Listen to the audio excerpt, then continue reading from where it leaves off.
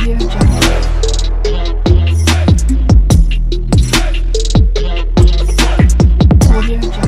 ধরনেরও সবসময় মনের ভিতর কাজ করে। তো এখন বর্তমান যে বোর্ড আছে, হাইকোর্ট আপনাদেরকে দিয়েছে, আপনার আগের যে চেয়ারম্যান ছিল 2 জন, তারা অবশ্য কোনো এই কাজ করার কোনো উদ্যোগ নেই নাই। আপনি যখন আসছেন, আসার পরে আমাদের সাথে যখন কথা হয়েছে আপনার, এবং বর্তমান পিএইচডি ফোরাম প্লাস অন্যান্য অ্যাক্টিভিটিদের সাথে, ডায়মন্ডের সাথে আপনার যখন কথা হয়েছে, তখন আপনার বিষয়টা, আপনি নিজে বিষয়টা, ডেস্টিনির বিষয়টা ভালোভাবে নিছেন। এটা আপনার সাথে যখন আমার দুবাই দেখা হয়েছে, তখন আপনি আমাকে বলছেন যে আপনাদের সাথে কথা বলার পরে আমি বুঝতে পারছি বিষয়টা, এবং আমি তখন সিরিয়াসলি নিচ্ছি, এবং সেই সিরিয়াস নেওয়ার পরেই আপনি বিজনেসটা ওপেন করছেন। ওপেন করার পরে আমরা যে ওই ম্যানেজমেন্টে আমি, গোফান ভাই, সাইদ ভাই, নেপাল আমরা রিজাইন দিয়েছিলাম যে আমরা ঠিক মতন তখন কাজ করতে পারছিলাম না, চারিদিকে বাধার সম্মুখীন হয়েছিলাম। আপনি এখন আমাদের চাইতে যে 4 গুণ বাধার মধ্যে আছেন সেটা আমি জানি, এবং কিন্তু আপনার একটা জিনিস আছে যে হাইকোর্ট আপনাকে যে পাওয়ার দিচ্ছে, এই পাওয়ারে এই বাধাটা আপনার কাছে কিছুই না, যদি আপনি শক্তভাবে মানে আগাইতে পারেন। কারণ যে যত লাফালাফি করুক, বল আপনার কোর্টে, অন্য কেউ যতই লাফাক, সেই স্টেডিয়ামের বাইরে লাফাচ্ছে, স্টেডিয়ামের ভিতরে আপনি খেলোয়াড়।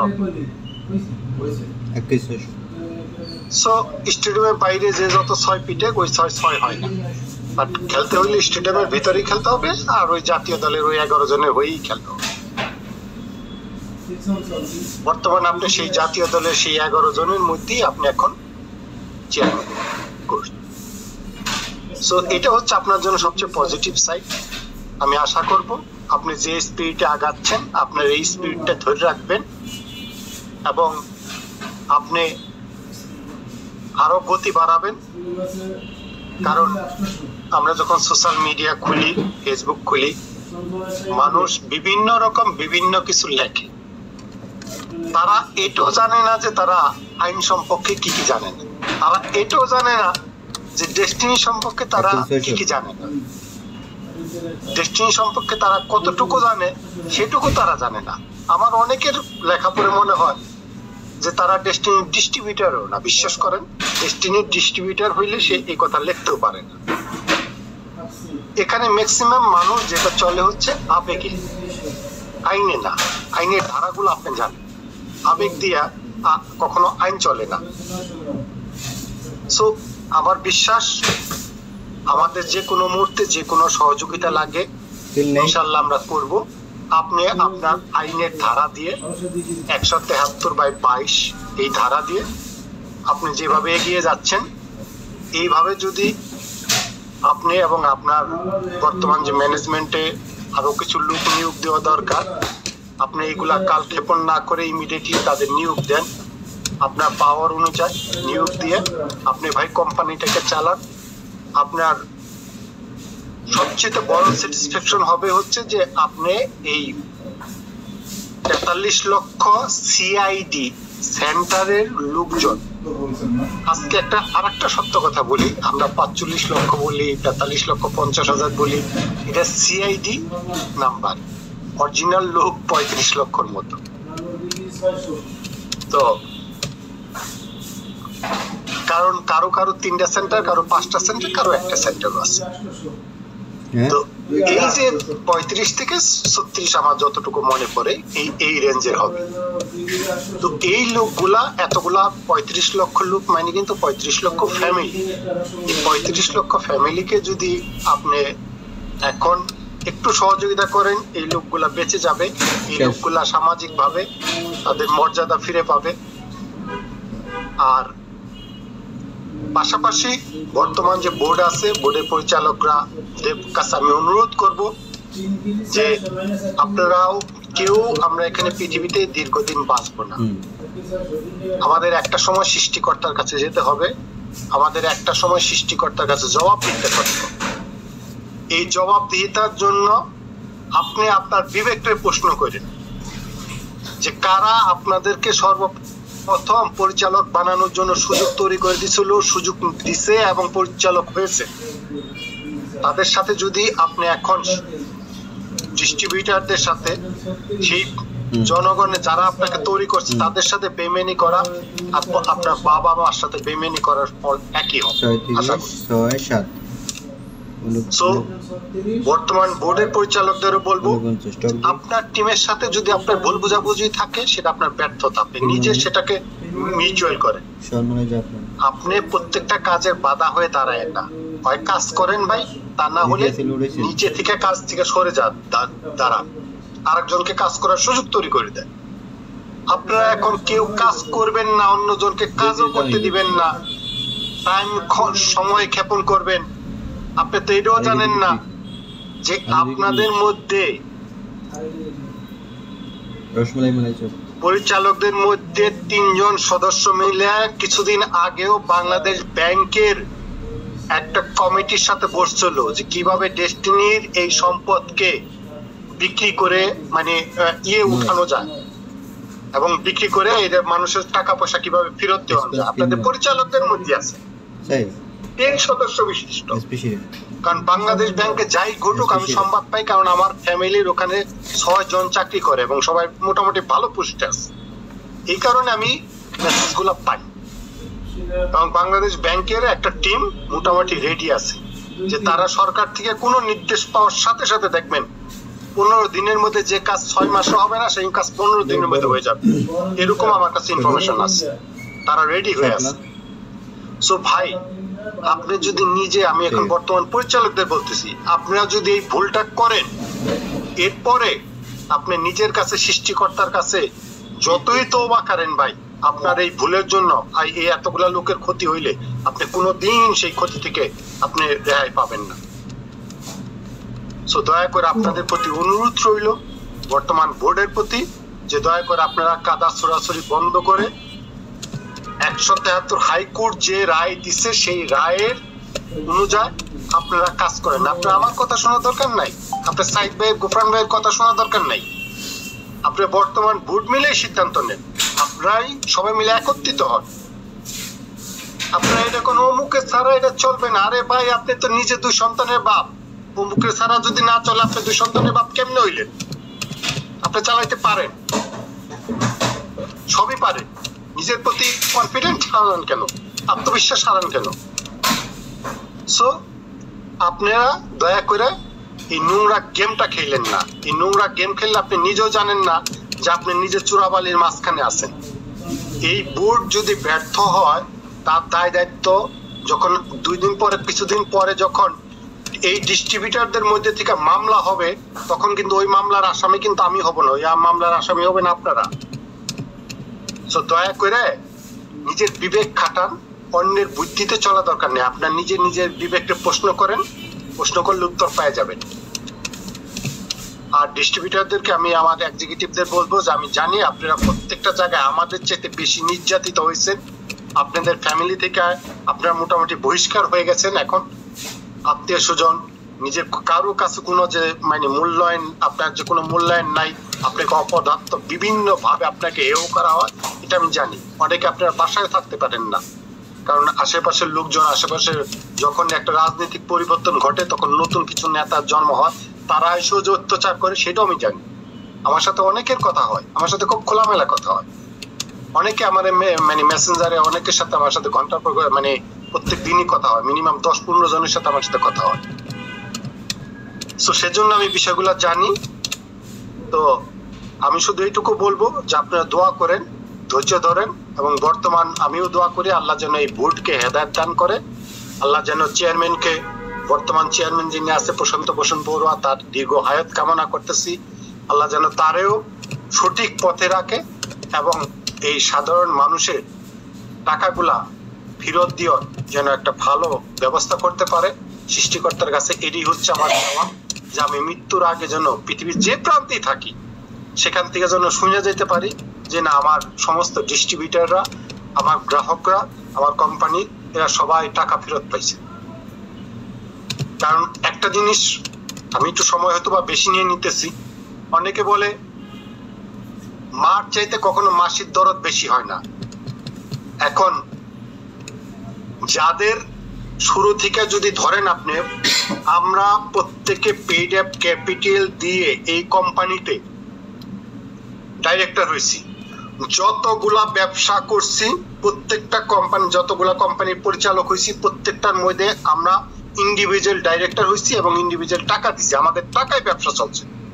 আমি কোন কোম্পানির প্রতিনিধি হিসেবে সেখানে যাইনি। অনেকে বড় বড় কথা বলেন, এত নিছেন অত নিছেন।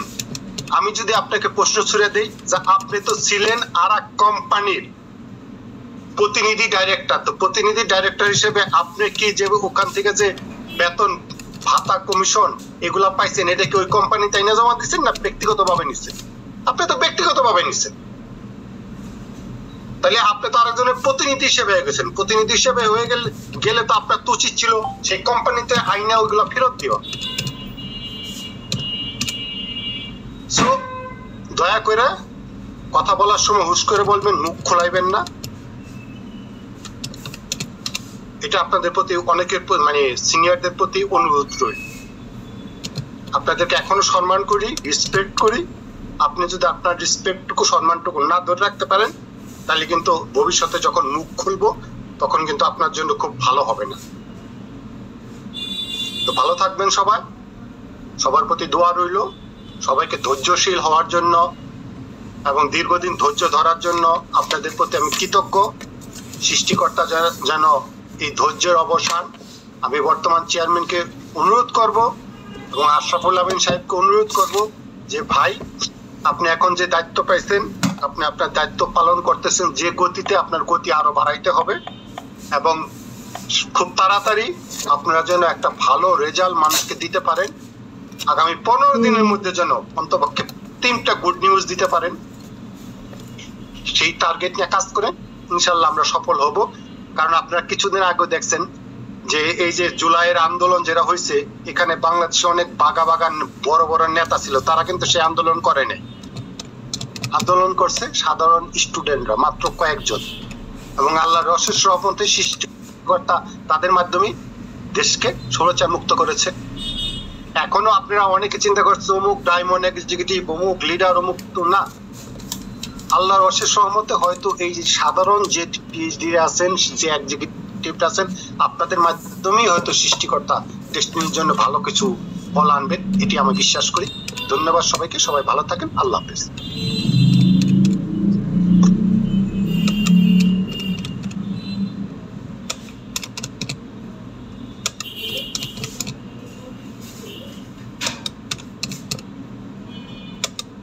হ্যাঁ ওয়াসিম, শুনতে পাচ্ছেন?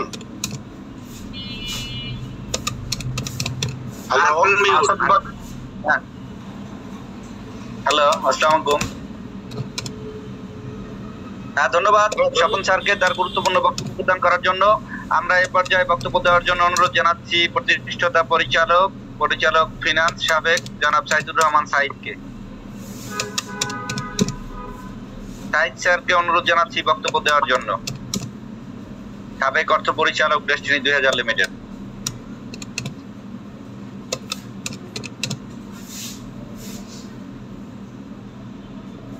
সাইদ স্যারকে তো পাচ্ছি না, কি নামে আইডি? ওকে, বক্তব্য দেওয়ার জন্য অনুরোধ জানাচ্ছি সাবেক ডিএমডি প্রতিষ্ঠাতা পরিচালক জনাব মোহাম্মদ গোফরানুল হক। সাবেক ডিএমডি ডেপুটি ম্যানেজিং ডিরেক্টর জনাব মোহাম্মদ গোফরানুল হক। আসসালামু আলাইকুম। ওয়ালাইকুম আসসালাম। কথা বলুন। সম্মানিত সভাপতি, মাননীয় প্রধান অতিথি ব্যারিস্টার প্রশান্ত ভূষণ বড়ুয়া, আমাদের হাইকোর্ট নিযুক্ত এই বোর্ডের মাননীয় সভাপতি, উপস্থিত সকল এক্সিকিউটিভ সহ সম্মানিত সকল লিডারবৃন্দ, সকলকে শুভেচ্ছা। আমরা অনেক মিটিং করতেছি, অনেক মিটিং শুনতেছি, বিশেষ করে অনেক সাইড মিটিংও শুনতেছি। তো আমরা বিভ্রান্ত হচ্ছি প্রতিনিয়ত। আমি বিভ্রান্তি দূরীকরণের 2-4টি কথা বলেই আমি শেষ করব, বেশি সময় নেব না। আর একটু প্রেক্ষাপটটা আমরা এক্সিকিউট, সেটা হলো যে 2012 পর 2013 পর্যন্ত আমাদের ব্যবসাটা তারপরও চালানোর চেষ্টা করেছে, ব্যবসাটা হয়েছে। দেন 13 থেকে টোটালি ব্যবসাটাকে একেবারে পুরো বন্ধ করে দিয়ে একেবারে স্থবির হয়ে গেছে, এবং একটা সময় গিয়ে অন্যান্য কোম্পানির আধিক্য শুরু হয়। অনেকগুলি কোম্পানি, এই মাহাতাব, এই আলিস, এই সাহারা সেন্টার কোম্পানির এই জায়গাগুলিতে অনেক কোম্পানি, এবং সবগুলি কোম্পানি যেটা দেখেছি 170টা 180টা, কেউ বলে 250টা কোম্পানি, এবং সবগুলি কোম্পানিতে নেটওয়ার্ক মার্কেটিং আর্টিকেলে লিখে সেই কোম্পানিগুলির বিভিন্ন কর্মকাণ্ড শুরু হয়, যা আমরা বিভিন্ন ওই এখন বিভিন্ন প্রোগ্রামও দেখি, সবাই বলতেছেন। 2 দিন আগে একটা শুনলাম, ওই শামীম চৌধুরী তার ডেস্টিনি ব্যাকগ্রাউন্ডে অনেকে এখানে এসে কথা বলছেন, কিছু কিছু আমি শুনেছি, অনেক দুঃখের, অনেক কষ্টের।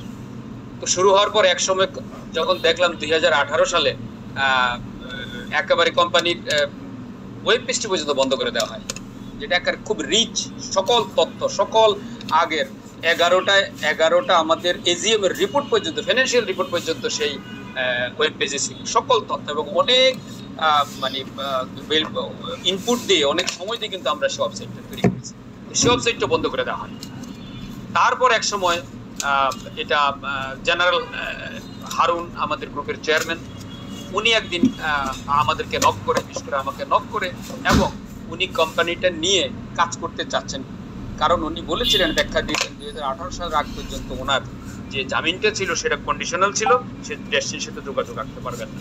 দেন উনি আহ্বান করছেন যে এখন আমার পার্মানেন্ট জামিনটা হয়েছে, এবং এই সীমাবদ্ধতা থেকে আমি এখন বেরিয়ে এসে আমি চ্যালেঞ্জ দিতে চাই, কাজ করতে চাই।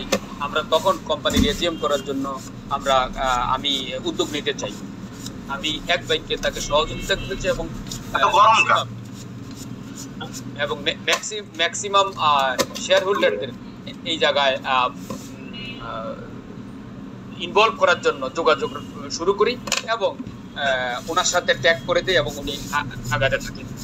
সেই ধারাবাহিকতায় আমরা 2020 সালে আমরা ইজিএম করে 43 জন শেয়ার হোল্ডার, এই 49 জনের মধ্যে 43 জন শেয়ার হোল্ডার এবং তাদের প্রতিনিধি, একবার সকল আইনগত প্রসিডিউর মেনটেন করে আমরা সেই বোর্ডটা তৈরি করি। 9 জনের একটা বোর্ড তৈরি করি, যেখানে জেনারেল হারুন চিফ অ্যাডভাইজার, এবং উনি থেকে উপস্থিত থেকে একজন ব্যারিস্টার উপস্থিত থেকে 43 জন উপস্থিত থেকে সেই আমাদের বোর্ডটা তৈরি করা হয়, কোম্পানিকে সচল করার জন্য, বিভ্রান্তি থেকে দূর করার জন্য, এবং সঠিক প্ল্যাটফর্মে এই কাজটা করার জন্য। বিভ্রান্তি হতেই পারে, বিভ্রান্তি এমন একটা জিনিস আপনারা দেখেছেন যে এই একটা সরকার, বা এই মুহূর্তে যদি বলি এই চিফ অ্যাডভাইজার বর্তমান ইন্টারিম গভর্নমেন্ট, প্রতিদিন তাদের বিরুদ্ধে কত গসিপ হয়, সকল রাজনৈতিক দল ভিন্ন ভিন্নভাবে ভিন্ন ভিন্ন জায়গাকে তাদেরকে মতানৈক্য তৈরি করতেছে, এবং আন্দোলন, সংগ্রাম, মারামারি সব কিছুর মধ্য দিয়ে প্রতিদিন তৈরি করতেছে, প্রতিদিন অতিবাহিত হচ্ছে। কিন্তু সরকার যেখানে তার দক্ষতার পরিচয় দিচ্ছেন, তাকে সব কিছু মেনটেন করতে এবং সেই ডিসিশনটা নেয়, এবং ম্যাক্সিমাম ক্ষেত্রেই রাইট ডিসিশন নিয়ে উনি আগাচ্ছেন। এটা প্রতিটা সরকার নাহলে একদিনও টিকতেন না। তো বিতর্ক থাকবে আমাদের এখানে, আরো এই ধরনের বিতর্ক আমি মনে করি এখানে এই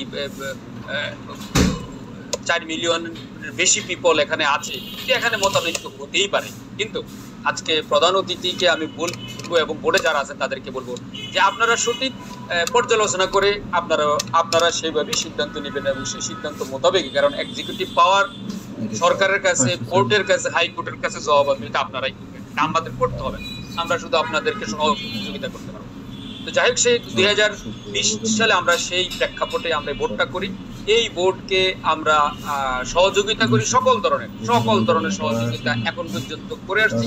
তারই ধারাবাহিকতায় হাইকোর্টের পরবর্তীতে 2022 সালে হাইকোর্ট আরো এই 9 জনকে রেখে আরো বাকি 9 জন আর 10 জন অ্যাড করে এই হাইকোর্টের বোর্ডটি তৈরি করে, এবং এই একটা অত্যন্ত শক্তিশালী একটা এই রায়, একটা আদেশ দিয়ে 173/22 যেটা আমরা বলি, একটা সংবিধান দিয়ে এই আমাদের এই কর্মকাণ্ডকে, এই কোম্পানিকে সম্পূর্ণভাবে চালু করার একটা এখতিয়ার দিয়ে একটা আদেশ দিয়ে দেয়।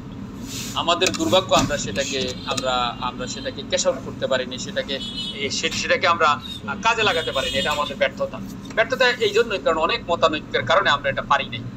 তো আমি বলবো আজকে মতানৈক্য থাকতে পারে, প্রধান অতিথি বিশেষ করে আছেন এবং যারা বোর্ডের পরিচালক এখানে আছেন, তাদের উদ্দেশ্যে কাজটা তাদের করতে হবে, আর আমরা সবাই সহযোগিতা করব।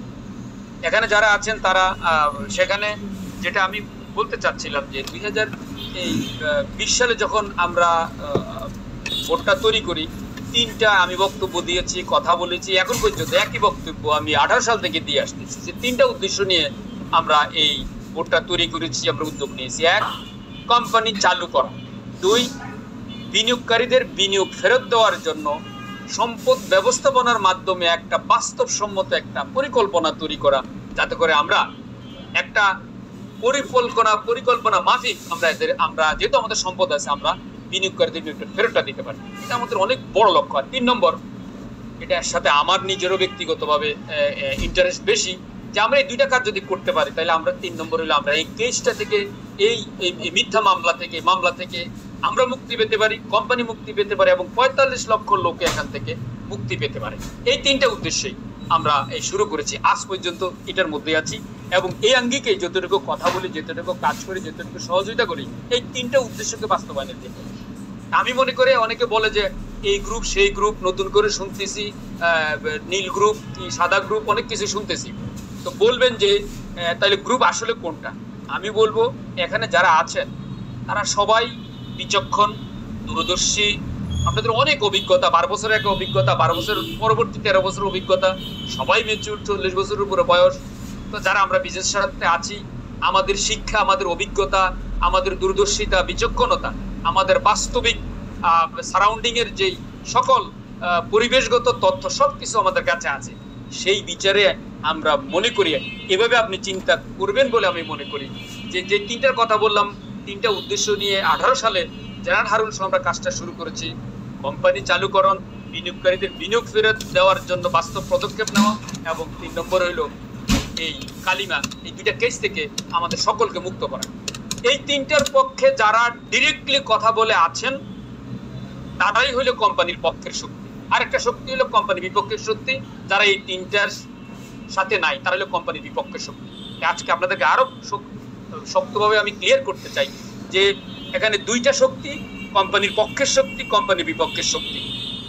এবং আপনি কোন শক্তি থাকবেন, যেটুকু বললাম, আপনার বিবেক, বুদ্ধি, বিবেচনা, অভিজ্ঞতা, শিক্ষা সবকিছু দিয়ে আপনি সেভাবে চিন্তা করেই আপনি আপনার অবস্থান, আপনার কন্ট্রিবিউশন আপনি রাখবেন বলে আমি মনে করি। আপনাদের এখন আমরা কি করতে পারি? আমরা এটুকু করতে পারি, আমরা সহযোগিতা করতে পারি। আজকে এখানে চেয়ারম্যান সাহেব আছেন, ওনাকে উদ্দেশ্য করে বলছি, কারণ এই 173-এ একেবারে স্পষ্টভাবে যে ওনাকে দেওয়া আছে, ওনাকে যে ক্ষমতা দেওয়া আছে, সেই ক্ষমতার আলোকে উনি কিন্তু ওনার গত মিটিংয়ে, আমি 2টা মিটিংয়ে ওনার বক্তব্য শুনেছি, ডায়মন্ড মিটিং, পিএইচডি মিটিংয়ে উনি যে বক্তব্য দিয়েছেন, উনি রাইট ওয়েতে সকল পদক্ষেপ নেওয়ার জন্য উনি অলরেডি দৃঢ় প্রতিজ্ঞা ব্যক্ত করেছেন। আমি চাই উনি যেন ওখান থেকে পিছপা না হন এবং আমরা সবাই আপনাকে সহযোগিতা করব। আমি সহযোগিতা করে যতটুকু আমার কাছে সহযোগিতা চাচ্ছেন অনেকেই করবে এবং আপনাদের আজকে যারা এক্সিকিউটিভ আছেন তাদেরকে আহ্বান জানাবো, আপনারা যদি মনে করেন কোম্পানির সপক্ষের শক্তির মাধ্যমে আমাদের মুক্তির সোপান এখানে আছে, তাহলে আপনারাও এই বোর্ডকে সহযোগিতা করবেন। কিভাবে করবেন? প্রথমত, একজন পরিচালক রতন বলে গেছেন যে তারা কয়েকজন কাজ করেন, 3-4 জন, বাকি 4 জন, বাকিরা আসেন না। এই যে বাকি 13 জন ডাইরেক্টর আছেন আমাদের, আমরা মনোনীত করেছি, তারা অনেক দিন ধরে ওনারা আসেন না, ওনাদের আসেন না, বিভিন্ন মতানৈক্য তৈরি হয়েছে। আপনাদেরকে বলবো, হয়তো ওনারা বিভ্রান্তিতে আছেন কিংবা ভুল তথ্য নিয়ে আছেন, যেরকম প্রতিদিন রাষ্ট্রের বিপক্ষে প্রতিদিন বিভ্রান্ত ছড়ানো হচ্ছে, বিভিন্ন গোষ্ঠী আন্দোলন করতেছে, বিভিন্ন অযৌক্তিক দাবি নিয়ে আসতেছে, কান কথায় ভুল বুঝাবুঝিতে অন্যের প্ররোচনায় অনেক কিছু বিভিন্ন স্ট্যান্ড নিচ্ছে। আপনাদেরকে আমি বলবো, আপনারা এটুকু কাজ করেন, তাদেরকে বুঝান, কারণ তারা আপনাদের আপলাইন, অনেকেরই কেউ আপনাদের এর মধ্যে ডাউনলাইন হচ্ছে, অনেক ডাইরেক্টর, তাদেরকে বুঝান, তাদেরকে এই কোম্পানির সপক্ষের শক্তিকে কাজে লাগানোর জন্য, শক্তিকে বা শানিত করার জন্য তাদেরকে আপনারা উদ্বুদ্ধ করেন, তাদের সাথে কথা বলেন, তারা যেন এই বোর্ডের তারা কর্মযোগ্যকে শক্তিশালী করে শানিত করে আমরা একেবারে দ্বারপ্রান্তে চলে আসছি। ফাইনালি আমরা ব্যবসাটা শুরু করার জন্য, এটা চেয়ারম্যান সাহেব আজকে বলবেন, হয়তো আমরা সেই আশার বাণী ওনার কাছ থেকে শুনবো। তো তাদেরকে আপনারা উদ্বুদ্ধ করেন, সহযোগিতা এটুকুই, আমরা এই বোর্ডকে সহযোগিতা করব।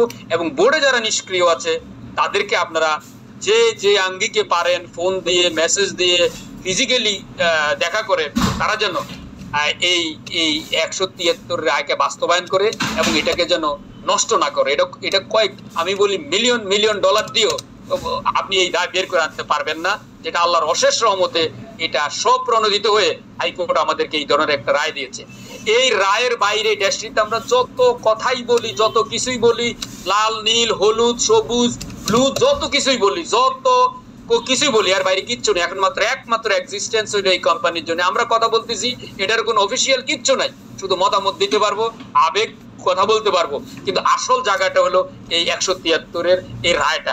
এবং এই রায়ের ধারক বাহক এই বোর্ড, এবং এই বোর্ডের প্রধান, তাকে আরো ক্ষমতা দেওয়া আছে, সবকিছুই সে করতে পারবে, যার আদলে সে অনেকগুলি পদক্ষেপ নিয়েছে।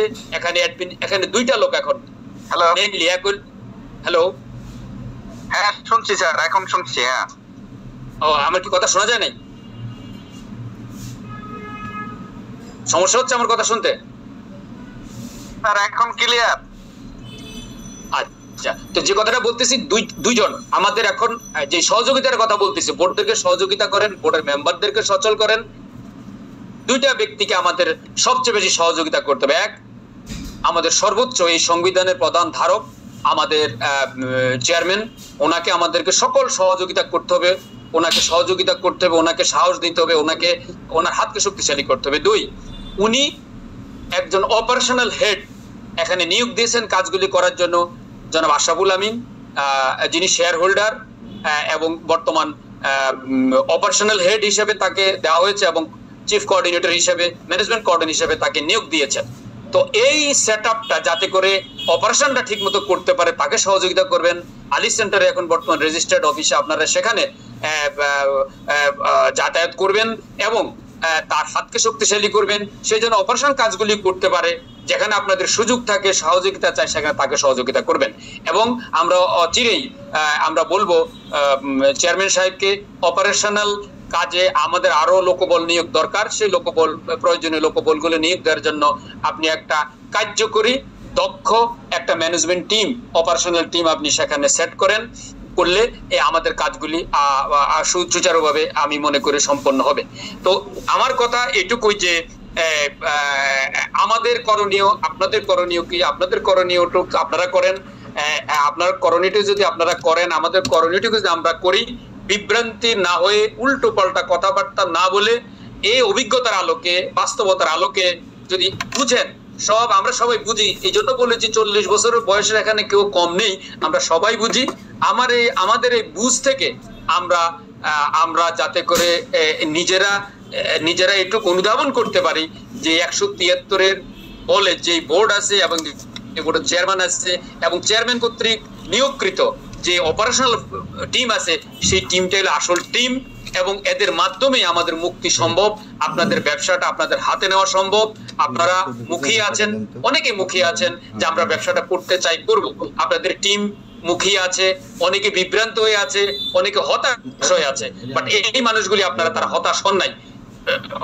এটাই যথেষ্ট যে মানুষগুলি 284 জন আছেন, অনেক এক্সিকিউটিভ। আমরা যখন 2001 সালে শুরু করেছি, আমরা 25-26 জনকে নিয়ে আমরা কাজটা শুরু করেছি। ইনশাল্লাহ সেখান থেকেই এই বিশাল বহর হয়েছে। এখন আরো ম্যাচিউর অনেকে আছেন, অন্তত আর কেউ না আসলে 284 জন থাকলেও বিশাল আঙ্গিকে আমরা প্রথম মিনিট থেকে কাজটা শুরু করি। আমি আর দীর্ঘায়িত করছি না, শুধু এটুকু বলবো, আপনাদের কাজটুকু আপনারা করেন। অনেক ধৈর্য ধরেছি আমরা, আপনারা ধৈর্য ধরেন, কারণ এই 173 রায়তে আছে যারা বিভ্রান্ত করবে। আমি চেয়ারম্যান সাহেবকে আরেকটা কথা বলতেছি যে এখানে যারা আপনাকে বাধা দিবে, এই রাইট ওয়েতে আপনাদেরকে যে নির্দেশনা দিয়েছে, সেই নির্দেশনার আলোকে যারা বাধা দিবে, তাদের বিপক্ষে কিন্তু আপনি আইনগত ব্যবস্থা নিতে পারেন। যাতে যারা উল্টাপাল্টা কথা বলে ঘোলাটে পরিস্থিতি করতেছে, আমাদের কোম্পানিকে চালু বিষয়ে বিভ্রান্ত করে, মতানৈক্য করে, প্রোপাগান্ডা করে কাজ করতেছে, তাদের বিপক্ষেও যদি কোনো ব্যবস্থা নেওয়া যায়, বিশেষ করে সতর্কীকরণ, যাতে করে তারা আপনাদের কাজটাকে বাধাগ্রস্ত না করে, সেই ক্ষেত্রে আপনি একটা পদক্ষেপ নেবেন। এবং আপনার কাছ থেকে সব বিষয়ে আমরা সুস্পষ্ট বক্তব্য আশা করতেছি। এই প্রত্যাশা রেখে সবাই সুস্বাস্থ্য কামনা করে সবাই ভালো থাকবেন এবং অচিরেই আপনারা আমাদের কাজটা ফিরে পাবেন, আমরা শুরু করতে পারবো, আমাদের কাঙ্ক্ষিত লক্ষ্যে আমরা পৌঁছতে পারবো, আপনাদের স্বপ্নটা আপনারা বুনতে পারবেন, এই প্রত্যাশা রেখে আরেকবার সবাইকে ধন্যবাদ জানিয়ে আমার বক্তব্য শেষ করছি। আল্লাহ হাফিজ।